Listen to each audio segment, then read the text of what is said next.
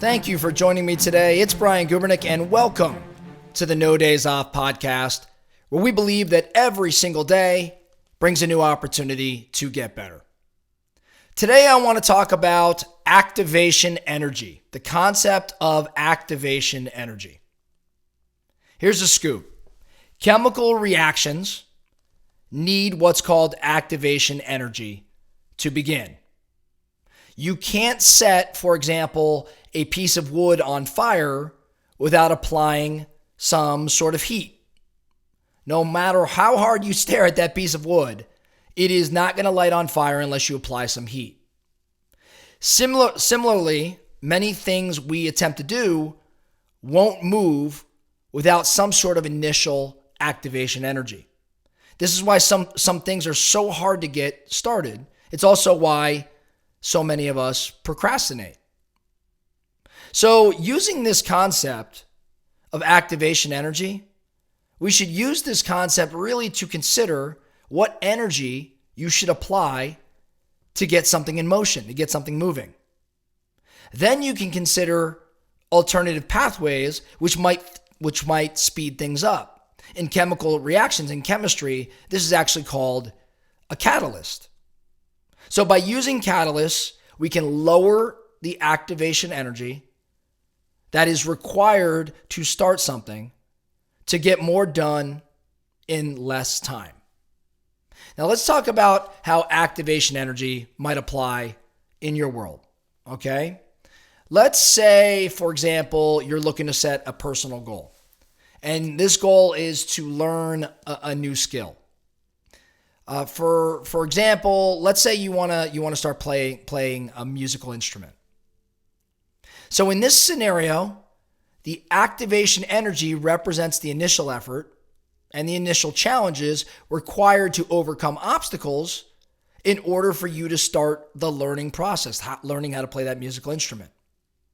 So let's go through some things here that really apply to chemistry, but you can see how it's applicable in this example. Now, the current state, the reactants here are really you.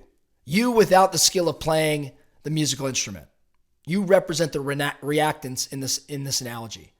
Now, the desired state, the products, this is your ability to play the musical instrument proficiently. So this is the products. This is the end goal. So the reactants are you and your inability to play a musical instrument. The products, the end goal is, in fact, being able to play the instrument proficiently. The activation energy is the initial commitment of time and effort needed to start learning the instrument. This can include researching, maybe it's acquiring the actual instrument, maybe it's finding learning resources, maybe it's just setting aside dedicated practice time. This is the activation energy required. Now, the kicker here, the key here, of course, are the catalysts. The catalysts, again, going back to what I was describing earlier, catalysts are those things that speed up this activation energy occurring. So the catalyst in this scenario is the motivation, the supportive environment, the access to quality learning materials. Maybe it's guidance from a mentor or a teacher or an accountability partner. All of these things can function as catalysts, which helps lower the activation energy. These specific elements make it easier for you to initiate the learning process and to stay committed. So in this personal context, the activation energy is the hurdle you must overcome to transition from not playing the instrument to actively engaging in the learning process. Catalysts, like a supportive environment, for example, can reduce this activation energy, which makes it more likely for you to overcome the initial challenges and persist in your efforts to acquire this new skill, this new talent. Okay? Why am I talking about activation energy? Odds are that every week, if not every day, you're having to take action on something. You are having to get into motion on a project, something that maybe you're procrastinating around. Recognize that in order to get into motion, activation energy must be taken into consideration. And the catalysts that prompt this activation energy or lower the activation energy that's required are mandatory if you want to overcome the state of procrastination. So what I'm asking you to do with this knowledge is to understand that in order to get things in motion, you need a bang. You need a match to light that fire. You're human. We don't all just wake up and just get into action. This is chemistry here in this particular scenario.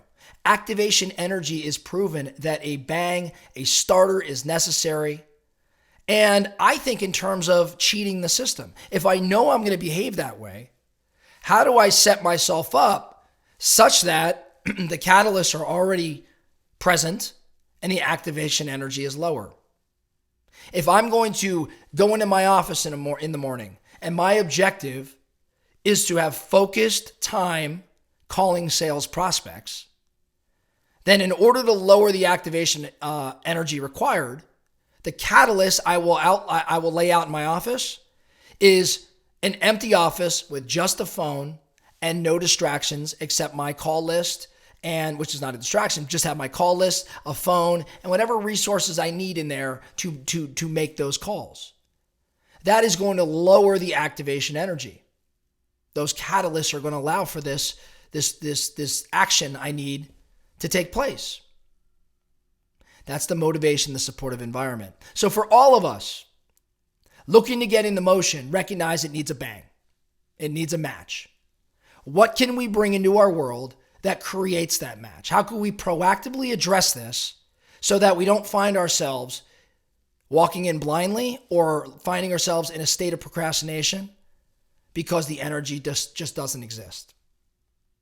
That's all I have for you today, the No Days Off podcast. Thank you so much for listening. And remember, every single day brings a new opportunity to get better. So let's get after it.